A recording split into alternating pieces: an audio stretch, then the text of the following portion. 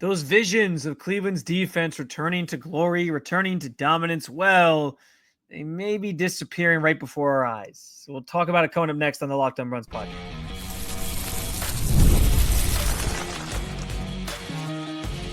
You are Locked On Browns, your daily Cleveland Browns podcast. Part of the Locked On Podcast Network, your team every day. What's up, Dog Pound? I'm Spencer Sherman, your host of the Locked On Browns podcast. I'm proudly covering your Cleveland Browns each and every single day in the land and on the road. I know that we're all expecting the Browns defense to get back to being dominant, but I'm not sure they can sustain too many more losses. Two unexpected names duking it out for a potential final roster spot on the 53 at wide receiver, and a pivotal phase of training camp is looming in just a little under a week now. I do want to thank you for being in every day with the Locked On Browns podcast, making it your first listen every single day. Remember, you can find Cleveland Browns content with Locked On Browns every week, Monday through Friday, guaranteed, with bonus content on some weekends. And it's totally free to you. Just make sure you hit that subscribe button wherever it is that you get your podcast. And, of course, the Locked On Browns YouTube channel. We can also get involved in the show. Share your thoughts on anything we discussed today in that comment section. This is your team, so I want you to be part of the conversation every single day. First and foremost, the Browns have sustained a couple big losses on the defensive side of the football in recent days. And I'm starting to wonder if it's going to just be too much to overcome already. Jordan Hicks, of course, retired late last week. That was, I mean, listen, it's not surprising in the sense of I understood where Jordan was at based on what he's talked about last year with his injuries and the situation he went through, where I can understand where he went away for the summer, spent some time with family, and realized, like, you know what, maybe this just isn't for me anymore. Maybe it's time for me to hang this up because I don't want to keep putting my body through this. And I can understand where he's coming from. So that wasn't surprising, but it was surprising the timing of it all. Granted, this happens. Like, guys do kind of go home for the summer and then realize, I don't know if I want to do this another year. And that's, I think, what sort of played out there. But that's a guy who's projected to be a starter for you in the middle of the defense, wear the green dot, be the quarterback of that unit and sort of dictate things and organize things and get everybody in the right places. And now he's gone. And then you throw in on Tuesday the loss of Martin Emerson Jr. to a ruptured Achilles, which ends his 2025 season as well. And all of a sudden, these losses on defense are starting to pile up to the point where, yes, it could be a problematic thing here that we're talking about with this Browns team as they try to restore this defense back to more of what they were in 2023. I have argued that I don't think they were as bad as people were making them out to be in 2024. Yes, the lack of turnovers were bad, but I still think like that defense tried their damnedest to keep the Browns in games. And there were some clunkers in there, of course, like where they gave up a lot of points in some games, but generally a lot of the reason they struggled was because their offense was putting the other team with a short field, or the offense was turning the ball over, or the offense just was giving up possessions and going 3 and out, and so they didn't spend a lot of time on the field to give the defense a blow. I think those things can all be true, and so I still think, even with the losses of Hicks and even with the loss of Emerson, that this defense can still be really, really good. I mean, I look across the board and you see a really good defensive line. I still see a linebacker group that could, listen, if Carson Schlesinger really comes into his own and finds his footing early on as a rookie, like that could be, like the sky could be the limit for him. And that group as a whole could, thrive just because of his production and his play. And so I think that's obviously worth keeping in mind. Like Carson Schlesinger brings some untapped potential to that group anyway. So we'll see what that kind of looks like with him.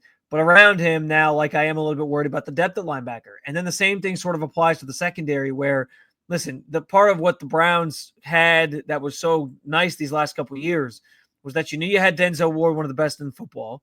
You knew you had Martin Emerson Jr., who had a good year and then a bad year, but you felt like there was something there. And you had Greg Newsome in the slot, and you felt like you had 3 guys at the top of this line here, the top of this secondary, that you could really kind of rely on to make that secondary one of the better in football, because you had 3 guys that are strong players at those 3 positions across the sort of the front of the secondary there. And then on the back end, like you feel good about Grant Delpit. You have a hole to fill at the other safety spot, but you felt like Ronnie Hickman's played well enough these last couple of years that he could certainly, provide that stability that you need there. And so you felt pretty good, like all 3 levels about this thing coming in. And now you've taken some losses here where I do have my doubts. Like I am starting to now wonder, all right, how many chinks in the armor can this defense sustain? How many injuries can they overcome in order to have the season that we project they're going to have? I think it's a very fair question. I think it's an interesting question. And there's only like as good as a team is only as good as the players that are available to them. And now you've lost two key starters on that side of the football already. Now the saving grace is this defensive line. As I mentioned, it's your strongest unit without question. I think this group will go as that front defensive line goes. If they're going to be really, really good, it's going to be because Myles Garrett, Mason Graham, Malik Collins, and whoever's starting at the other defensive end spot are dominating. And as they rotate guys in, they're also dominating. That makes everybody's lives easier on the back end and the other levels of the defense if you have a defensive line that can just wreak havoc that way. And so I still think that allows this defense to project out to be one of the better in football because of that. But again, you lose a couple players here and you're sort of playing with fire because if you lose any more, all of a sudden now you're talking about a defense that's missing some major holes and some major pieces that were supposed to be key contributors to this group. So essentially for the unit to be successful, they need this D-line desperately to stay healthy.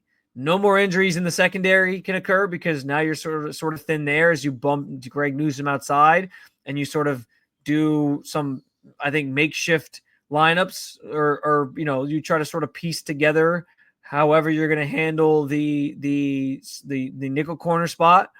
And then Carson Schlesinger, I think, has to blossom in year one for you to feel like this defense can still reach their full potential that we thought they could when training camp opened up and as we sort of turned the page on 2024 and said, that's an anomaly year. That's not who this team's going to be.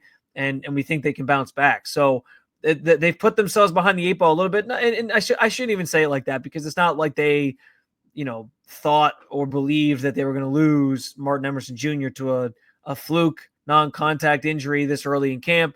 It's not like they could have known, breaking from minicamp that Jordan Hicks was going to retire. So it's not that they did it to themselves, but they are now a little bit shorthanded where I thought there were some strengths in terms of depth and having guys. Now all of a sudden that's thinned out a little bit, and depth matters so much in this league. We see that every single year, and you can guarantee that there's going to be some other injuries, whether they're season ending or not is the question, but there's going to be some other injuries throughout the season. It's just the nature of football. It's football. Guys get hurt. There will probably be phases where certain players miss some games or stretches where certain players miss some games or miss a game, whatever. And so you got to be able to overcome that. And now you have two less pieces available to you to help that cause because they're gone via retirement and this injury to Martin Emerson Jr., where your depth is just kind of taking a hit here. It's okay. You can overcome it. The Browns overcame a lot of injuries 2 years ago to make the playoffs. So it's not the end of the world. Not that I'm saying that that's going to happen this year, but like it's football. You move forward. You can't rest on, you can't, roll around in misery because of these things, but they have to, it's just going to take some luck now, I think, to sort of keep everything on track, because if you lose any more players, like you're really you're really in a tough spot with a lot of adversity to already overcome before the season starts. But as things stand right now, I still think the defense has a chance to still be really dominant, but I think there is a playing with fire type thing here where if you lose one more guy, especially one more starter, that could change immensely, because now you have a lot more to overcome than just the woes of last year and not being as good as they want to be. Two unlikely names seem to be fighting it out for the Browns' final wide receiver spot. I know it's early in camp, but it's getting interesting between these two guys. We'll talk about it coming up next on the Locked On Browns podcast. Time to fuel up and turn it up with 5-Hour Energy Transfusion. It brings the bold grape, ginger, and lime flavor of your favorite golf drink minus the alcohol into a quick, energizing shot. Whether you're sinking birdies or just making memories with friends or family, this one's a hole-in-one for your energy game. Let's be honest, some days on the course or off of it, you just need an extra boost to stay sharp and energized. I can tell you, my favorite memories of golfing are all with my dad. We used to do a tradition where we play around together every Father's Day.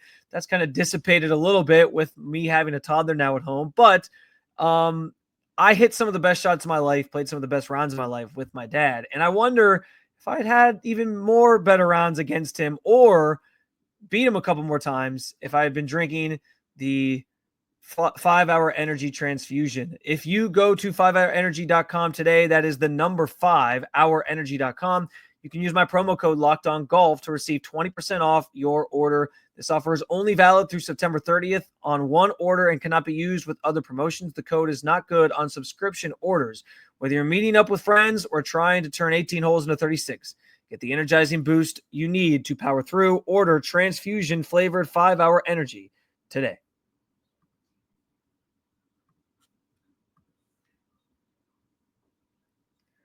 All right, so on Wednesday, the Browns obviously put Martin Emerson Jr. on the IR, ending his season, but they also announced that they had waived Michael Woods II with an injury designation. And so this creates an interesting situation as far as the Browns depth chart is concerned, and especially as far as the Browns wide receiver depth chart is concerned, because there is this kind of clump of wide receivers that are it's a group that's made up of a lot of undrafted rookies.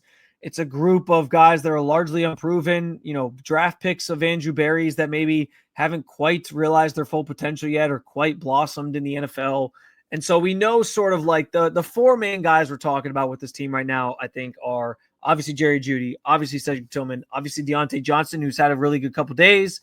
And I think Jamari Thrash sort of falls into that next line of a guy that's probably going to make this team. He's a draft pick from a year ago. Andrew Berry doesn't really cut his draft picks, and I think he's having a pretty strong camp to be fair.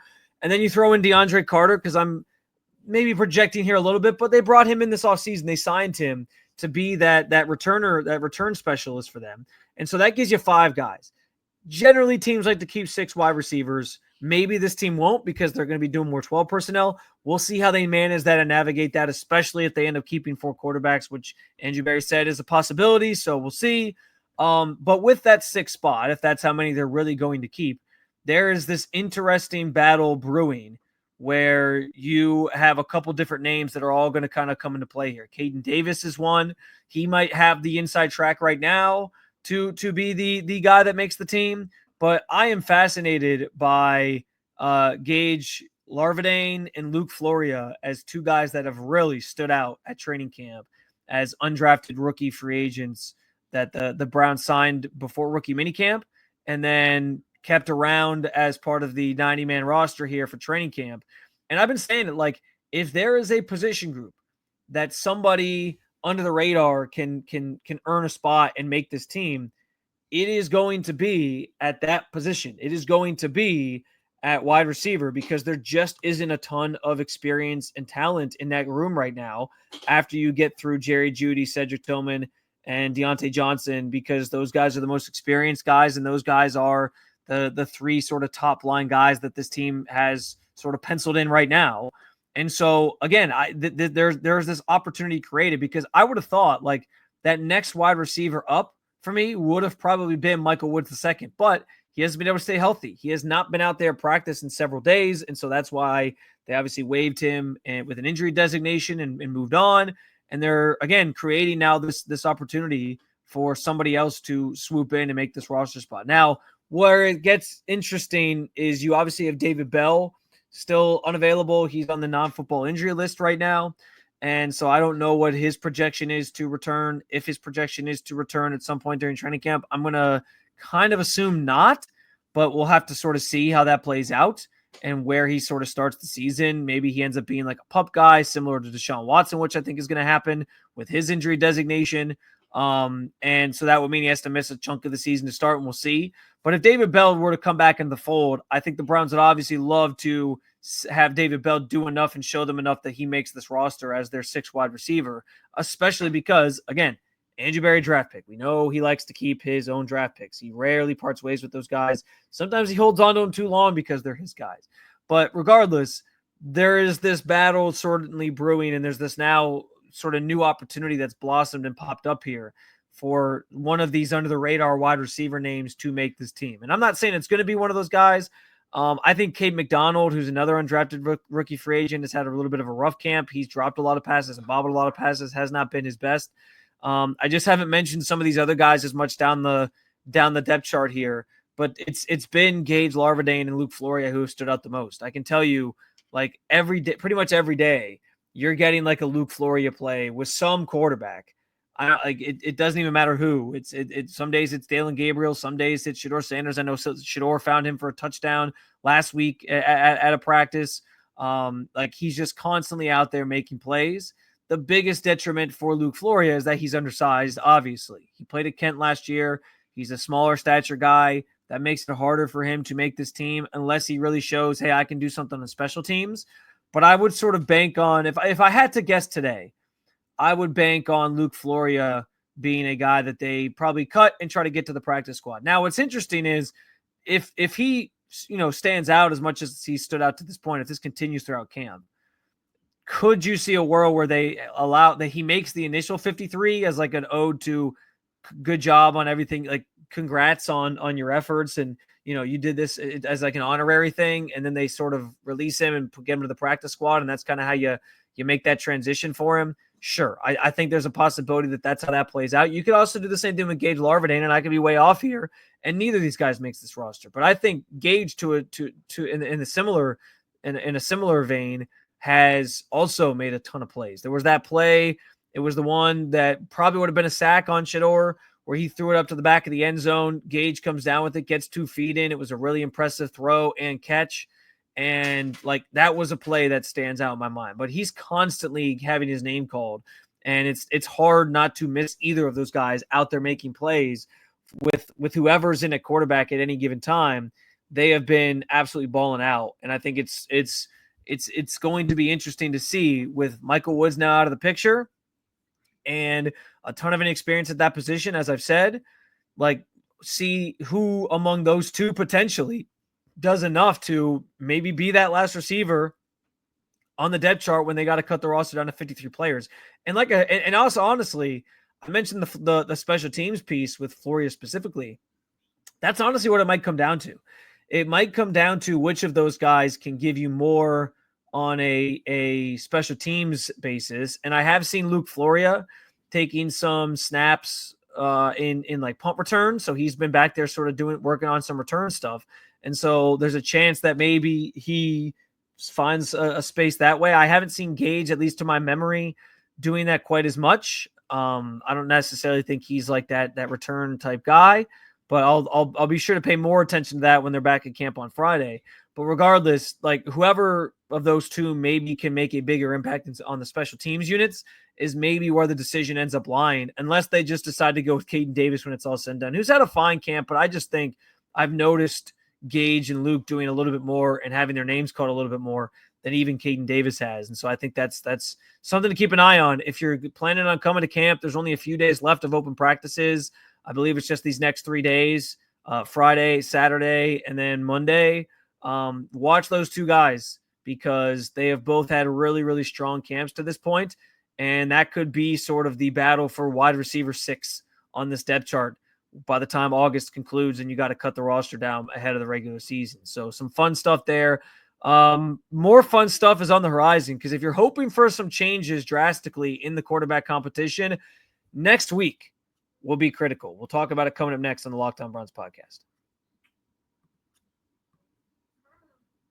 Ever wish managing your money felt easier? With Monarch Money, it can. Whether you're growing your savings or planning a big purchase, Monarch puts you in the driver's seat. It's like having your own personal CFO, giving you full visibility and control over your finances. Monarch Money is more than a budgeting app. It's a complete financial command center. You can track all your accounts, investments, and spending in one singular place. So in addition to managing your money, you're also building wealth. My wife and I have been trying to get some bigger projects done around the house this summer. We obviously took a couple trips this year as well. And so to get a better look at our financial picture, we needed to figure out how much money we had to spend this summer. And we did that with Monarch Money, which has made managing our money together as a couple smoother than ever before. Take control of your finances with Monarch Money. Use code LOCKEDONNFL at monarchmoney.com for 50% off your first year. That's monarchmoney.com, code LOCKEDONNFL for half off your first year.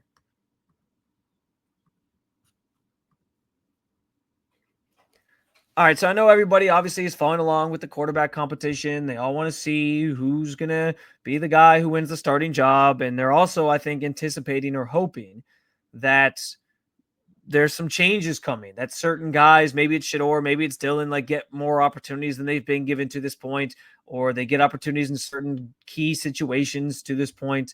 I think that, listen, I know Kevin Stefanski tells us not to read into the way they've managed the reps to this point. And I understand they try to sort of downplay it and say, yeah, it doesn't matter. He just talked about that actually on Wednesday, where it was like, I think somebody asked point blank period, like, will Shedeur start taking first team reps? And he said, yeah, I still wouldn't read into that too much, but it's like, I don't know how at this point we don't. Like you're a week into camp. Certain guys have gotten, more reps with certain teams than others. It's like, if you haven't taken reps with the ones at this point, I think that's pretty revealing as to how you feel about them as a player. And so I just don't necessarily think that they are trying to take their time with these rookies, and they think Dylan is more advanced at this stage than Shedeur is. And so they're showing you that right now. Now, that doesn't mean it can't change. And that's the big point I want to make here, because if you're hoping Shedeur gets more of a shot, and you're hoping that he gets a chance to, go out and try to actually earn his place in this competition or whatever, the joint practices next week will be revealing. The rep share will be very telling as to how the Browns view these QBs, even more so than it is right now. Like if Kevin Stefanski is telling us the reps don't matter right now, okay, fine. But next week at joint practices, they will absolutely matter. And also, like in those joint practices, it's like how each quarterback makes what each quarterback makes of those reps or does with those reps is the most important thing. I've been saying that all throughout camp. I think in the grand scheme of things, I think all of them have done a pretty good job of like making the most of their opportunities. At least for the rookies, like Shedeur and Dylan have both had good days. They've had some bad days. But I think the when you add it all together, it's two guys who are making the most of the opportunities they've been given with the teams that they've practiced with. But the joint practices are a highly utilized evaluation tool for Cleveland. They love those. And so you're going to get a chance to see what these guys can do in a setting where you're going against another team. There's a little bit more scheming going on. There's certain situations that you're just practicing and putting them in. And we'll see what all that looks like come next week in Carolina for the first joint practice that they do this summer before the Eagles the following week. And so that stuff's all going to be telling. How they manage the reps in that setting are going to be telling. Like, is it just Flacco going against the first team if Kenny Pickett's not back? Is it Flacco and Gabriel some more? That is where I think we can start to really cement things when it comes to this competition and understanding where guys stand and whatnot. And then you get your first preseason game next Friday as well. And if you're someone who is waiting to see Dylan Gabriel or Shedeur Sanders do their thing in a game-like setting, that's their opportunity to really make a statement. That will be their stage to do so, because the preseason games are going to be a lot about these rookies and a lot about their performance in those games, because with joint practices, generally the team or Kevin Stefanski doesn't like to play his ones as much, or he lets the ones kind of get some time off on those games because they're using the joint practice as their sort of like live game work. That doesn't mean that he won't play the starters at all. I'm envisioning probably the first preseason game, you get a little bit of them. That second preseason game after two joint practices with the Eagles, I'm guessing he probably won't play them. And then I think they'll do sort of like a final dress rehearsal type thing in the final preseason game at home against the Rams, where you'll get the starters for a more maybe extended period of time, or a chunk of the starters for an extended period of time, and we'll go from there. But beyond those maybe smaller time frames that you'll get the starters in the preseason games, it's going to be a lot of Dylan Gabriel and Shedeur Sanders. I know Shedeur Sanders this week actually talked about, I should say his dad, Deion Sanders, talked about how Shedeur told him like not to come to practice because he's not where he wants to be right now, and he might only get a few reps of practice. And so those preseason games are going to be his best chance to audition for the Browns job and the NFL, because he's just not getting the reps at practice right now that I believe he honestly deserves. Like, I think he deserves a shot with the ones. He went against the first team defense for the first time yesterday, and it was not the best, because I think it's hard when you have like the second team offensive line trying to block Myles Garrett to really get that thing off the ground. And that'd be for any quarterback. But the preseason games, if he goes out and balls out, he'll people will have to start paying attention. People will have to give him even more opportunities because he's doing it on the field. Yes, it might be against the 2s or the 3s or whatever, but those are the situations that they want to see him thrive in, and he's going to have his chance to do that in all 3 preseason games and make a name for himself and maybe find a way to rise up the step chart. And even Dylan will serve to benefit from those preseason games. Like, I understand that they've given him a little bit more at this point. They've put him with the first team a lot more than they have Shedeur, who hasn't run with the first team yet, obviously offensively.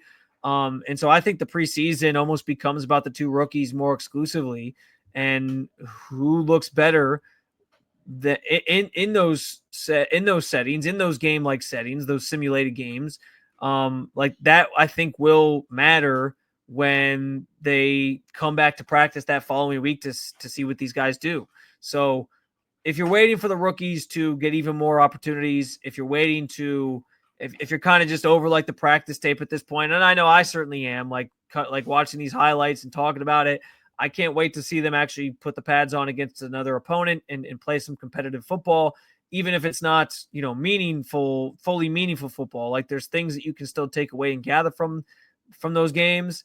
And I think both those rookies are going to get a ton of opportunities in those games to show you what they have and what they bring to the table.